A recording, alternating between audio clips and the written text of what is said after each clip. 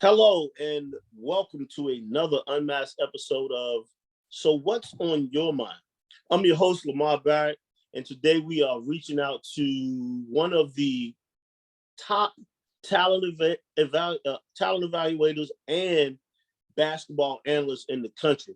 He has been a part of uh, every level of basketball, from an assistant coach in college to in charge of his own prep program, running basketball tournaments, the founder of his scouting service, NBA Scout, National High School and College Scout.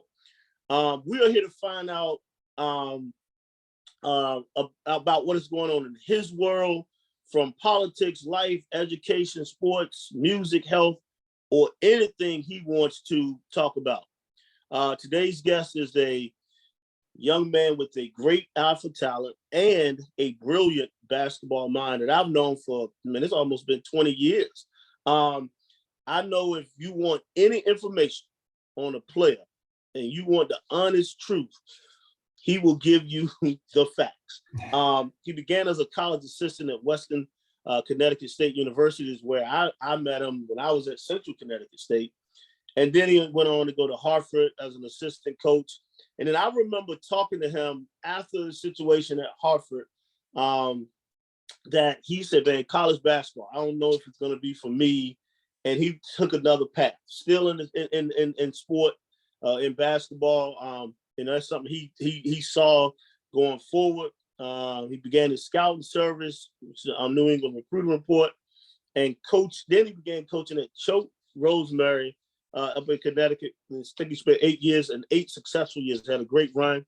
And then he decided to step away for more professional things. He began other projects. He became a recruiting analyst with ESPN. And I think he was doing some of that while he was at Choate. And then he's currently the director of scouting at 247 Sports and a college basketball insider for CBS Sports. I want to say hello and welcome out of Finkelstein to the show. So, Adam, what's on your mind? Yeah, this is a new thing. I mean, I knew I was coming on what's on my mind right now is what am I going to say? Because I knew I was coming on like the podcast and stuff, and then it's like, oh, what's on my mind? What's on my mind? I will say this, that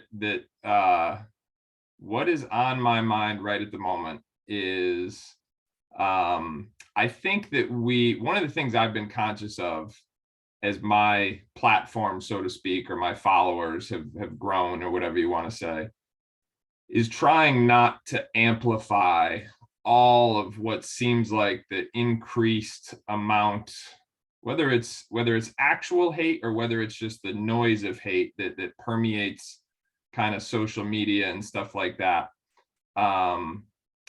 And I try not to go there because I just think we're consumed by all of it. It's hard to not get sucked into it, and at some point, like you just don't want to be. But when I was in high school, we had an assembly, and there was a guest speaker, and the speaker came in, and the speaker went around the room and he started making jokes. Pointing at different subsets of the population. It could be based on your background, your religion, your sexual preference, your skin color. And he went on for like 20 minutes. And the whole point of it was, at first there were like some chuckles. People weren't sure if they were supposed to laugh, but they chuckled. And what happened by the end of it was that everybody was pissed off. And everybody was offended. And the whole point was, if you were offended about one thing that was said, you should be offended about everything that was said. And so that is something that has stuck with me for the last 25 years. And especially in these times that we live in right now, I think it's a really good lesson.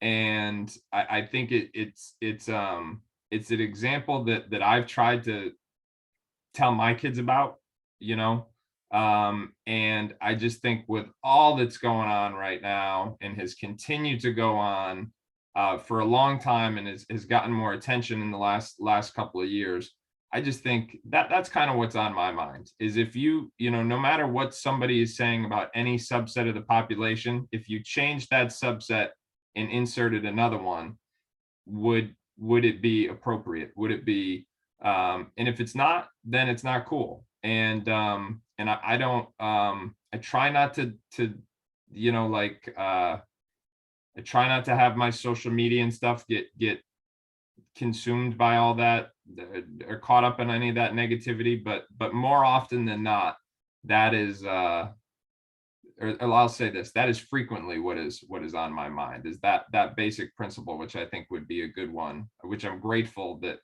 someone showed me at a young age, and which I think would be a good one for a lot of people to because there's just way too much negativity and BS and hate out here right now, and it's at some point you just hope that we can, you know, kind of turn the page and go to a collectively better place. I'm gonna say that's awesome. I know you said, hey, you didn't know what was on your mind, but that's why I kind of created this, because I wanted people, you know, like, you don't, you know, just give them a question or it becomes their thing. Is like, what's on your mind is very informative. You don't even know how many people it's going to reach today. Like, I know I've had, you know, in the previous 14 episodes, people come on and the first thing that everyone says is, oh, wow, that was a powerful show. That was a good, you know, good segment. And it's very informative. And so what you did today, or what you said today, is going to help someone. And you know, it's not going to help everyone, but it's going to help someone. And I thought it's very informative to what you said. I totally agree with you. You know, you see, I mean, all up and down the timeline on different things, or, I mean, there's a lot of hate, and you like, it doesn't have to be that way. So I appreciate you for talking about that. Like you say you didn't know what you was. No, I had no idea. I thought we were talking hoops, and then this turned real. So this was not something that was rehearsed or conceived ahead of time. This was like, all right, guess I should tell the truth. That's all I got. Here we go. And that's what it is. That's exactly what it is. You know, so, you know, like I said, just it's you speaking your mind and telling the truth, and this is how you feel. So I want to appreciate you for taking a few minutes this morning and coming on and speaking about just that. You know, I know you about to be, it's going to be real busy coming up. So I know you'll be traveling a lot. I'm sure I'll probably see you somewhere. I know that. Hope so. But I hope so. And I would end with this, is that I think that it's something I've tried to do a little bit. And it's really cool though, when we can expand the conversation of basketball to other things that impact life in a positive way. So salute to you for doing that. Well, I appreciate that, man. I appreciate it. So you have a wonderful day, man. And I look forward to seeing you somewhere down the road. You too. Thank you.